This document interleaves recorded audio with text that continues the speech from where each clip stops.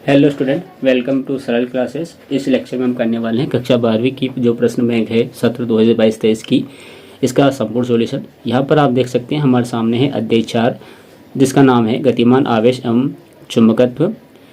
यहाँ पर कुछ स्मरणीय बिंदु दिए गए हैं, कुछ चुंबकीय नियतांक दिए गए हैं, यानी कि कुछ मान दिए हैं, उनके MKS मात्रक दिए गए हैं, कुछ विमित सूत्र दिए गए हैं। साथ ही ये बताया गया है कि ये इनमें से कौन से सदिश है और कौन से अदिश है। तो आप यहाँ पर इस टेबल को पढ़ सकते हैं। हम यहाँ पर इसके जो ऑब्जेक्टिव टाइप क्वेश्चन है उनका सॉल्यूशन करने वाले हैं। यहाँ आप देख सकते हैं पहला जो क्वेश्चन है हमारे सामने वो है, यहाँ पर सही विकल्प का चयन कीजिए। तो जो 4 ऑप्शन दे रखे हैं उनमें से एक सही है, उसका चयन हमें करना है। पहला क्वेश्चन यहाँ पर आया है कि एक गतिमान आवेश उत्पन्न करता है।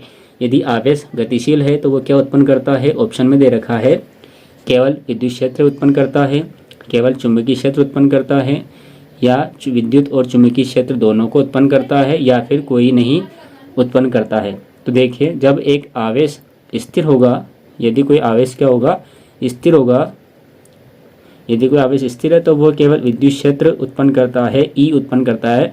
लेकिन यदि कोई आवेश गतिशील है v वेग से, तो वह विद्युत क्षेत्र के साथ साथ चुंबकीय क्षेत्र भी उत्पन्न करता है, यानी कि ई भी उत्पन्न करता है और बी भी उत्पन्न करता है, चुंबकीय क्षेत्र भी उत्पन्न करता है और विद्युत क्षेत्र भी उत्पन्न करता है। तो यहाँ पर इसका सही आंसर हो गया ऑप्शन नंबर सी, विद्युत एवं चुंबकीय क्षेत्र दोनों। दूसरा यहाँ हमसे पूछा है कि धारावाही वृत्तीय कुंडली के केंद्र पर, कहाँ पर?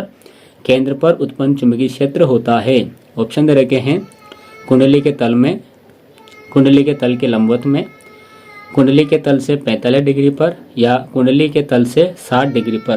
तो यहाँ पर इसका सही आंसर है ऑप्शन नंबर बी है, कुंडली के तल के लंबवत यहाँ पर चुंबकीय क्षेत्र की तीव्रता होती है।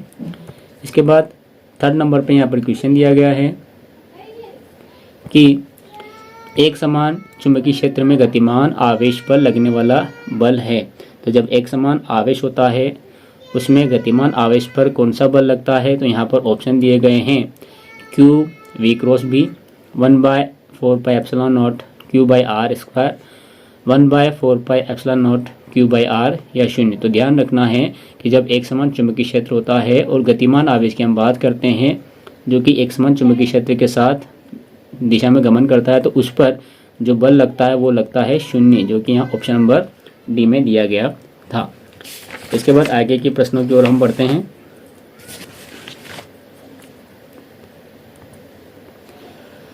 यहाँ पर आया है कि धारामापी की कुंडली के साथ श्रेणी क्रम में उच्च प्रतिरोध का तार जोड़ने पर क्या बनता है? जो धारामापी है उसकी कुंडली के साथ में क्या जोड़ना है? श्रेणी क्रम में कोई तार जोड़ता है तो उससे क्या बनता है? ऑप्शन दे रखे हैं, वोल्टमीटर बनता है, एमीटर बनता है, या वोल्टामीटर बनता है, या इनमें से कोई नहीं बनता है। तो ध्यान रखें, जब श्रेणी क्रम में हम एक उच्च प्रतिरोध का तार जोड़ेंगे धारामापी की कुंडली के साथ में तो वह वोल्टमीटर बन जाता है। ऑप्शन नंबर ए में राइट आंसर दिया गया है। 5वां है यहाँ पर कि एक आवेशित कण समचुंबकीय क्षेत्र में, यानी कि चुंबकीय क्षेत्र एक समान है, में इसके समांतर प्रवेश करता है। कैसा प्रवेश करता है? समांतर प्रवेश करता है। तो कण का पथ कैसा होगा? ऑप्शन दे रखे हैं सरल रेखीय, वृत्तीय, परवलय, या इनमें से कोई नहीं। तो यहाँ पर इसका सही आंसर है ऑप्शन नंबर ए, सरल रेखा। उसके बाद आते हैं यहाँ पर अगले प्रश्न।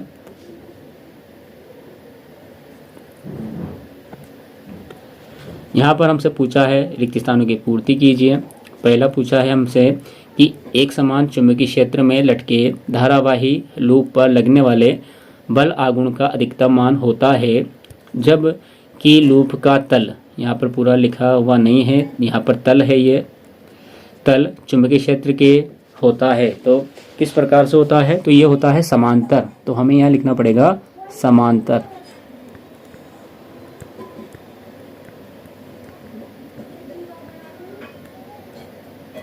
समांतर लिखना पड़ेगा। उसके बाद है दूसरा, एक आदर्श वो अमीटर का प्रतिरोध कितना होता है? तो जो एक आदर्श अमीटर होता है उसका प्रतिरोध होता है 0। तो हमें यहाँ पर 0 लिखना है। उसके बाद तीसरा है कि एक आदर्श वोल्टमीटर का प्रतिरोध खालिस्तान होता है। तो जो आदर्श प्रतिरोध होता है वोल्टमीटर होता है उसका प्रतिरोध होता है अनंत। तो हमें यहाँ पर अनंत लिखना है, इसमें क्या लिखना है, अनंत लिखना है।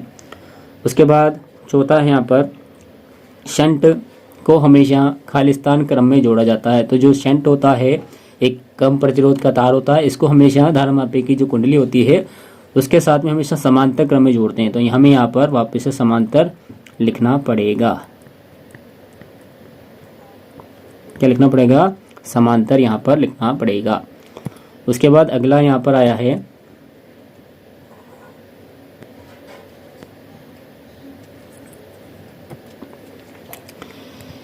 चुंबकीय क्षेत्र में गतिमान आवेश पर लगने वाले बल को खालिस्तान कहते हैं। तो यहाँ पर जब चुंबकीय क्षेत्र में कोई गतिमान आवेश होता है तो उस पर लगने वाला जो बल है उसको बोलते हैं हम लोरेंज बल। तो यहाँ पर आएगा ये लोरेंज बल,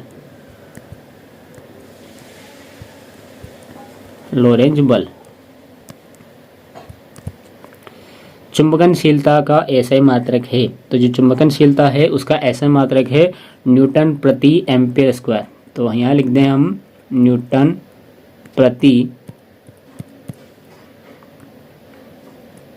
प्रति एम्पियर स्क्वायर। उसके बाद है सातवां कि चुंबकीय क्षेत्र या चुंबकीय तीव्रता का एसआई मात्रक है। तो जो चुंबकीय तीव्रता होती है उसका जो मात्रक है वो होता है टेस्ला। तो यहाँ हमें लिखना पड़ेगा टेस्ला।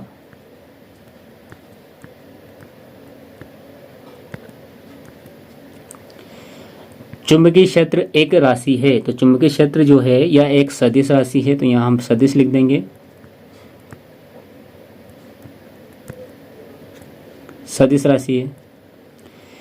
यदि कोई आवेशित कण एक समान चुंबकीय क्षेत्र में क्षेत्र की दिशा में किसी वेग से गति करता है तो इस पर जो लगने वाला बल है वो कितना होता है। तो ये आपका ऑब्जेक्टिव में भी आपने देखा था। तो ये बल होता है यहाँ पर 0। तो यहाँ हमें 0 लिखना है। उसके बाद अगला है यहाँ पर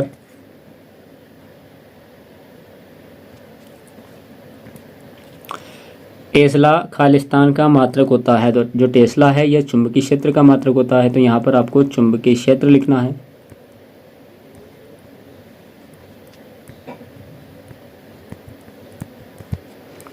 विद्युत परिपथ में अमीटर को खालिस्तान में जोड़ते हैं। तो ये जो विद्युत परिपथ होता है वहाँ पर अमीटर को हम श्रेणी क्रम में जोड़ते हैं। ये भी ऑब्जेक्टिव में आपका क्वेश्चन बन सकता है।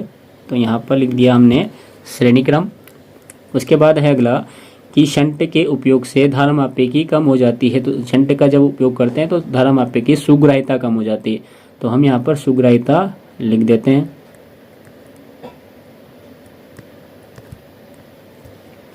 उसके बाद है कि चल कुंडली धारामापी में त्रिज्यीय चुंबकीय क्षेत्र उत्पन्न करने के लिए ध्रुवों को खालिस्तान बनाया जाता है। किस आकार का बनाया जाता है। तो यहाँ पर हम इनको बनाते हैं अवतल बेलनाकार। क्या बनाते हैं, अवतल बेलनाकार। तो यहाँ का हम यहाँ लिख रहे हैं अवतल बेलनाकार, यानी कि बेलन के आकार का।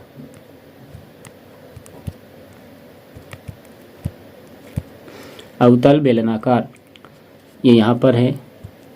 उसके बाद समान दिशा में धारावाही दो समांतर चालकों के मध्य जो बल होता है वो खालिस्तान प्रकृति का होता है।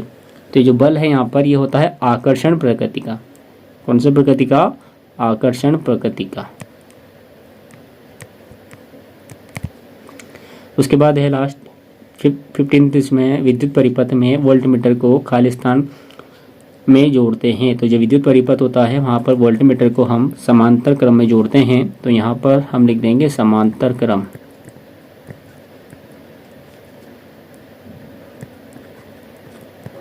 समांतर क्रम में जोड़ते हैं। उसके बाद लास्ट ऑब्जेक्टिव है खालिस्तान है यहाँ पर कि जब दो धारावाही समानांतर तार में धारा विपरीत दिशा में है तब वे एक दूसरे को करते हैं। तो यहाँ पर आंसर आएगा प्रतिकर्षित करते हैं।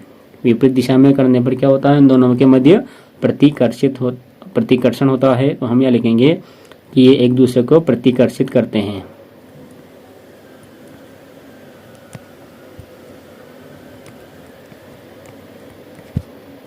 तो इस प्रकार से इसके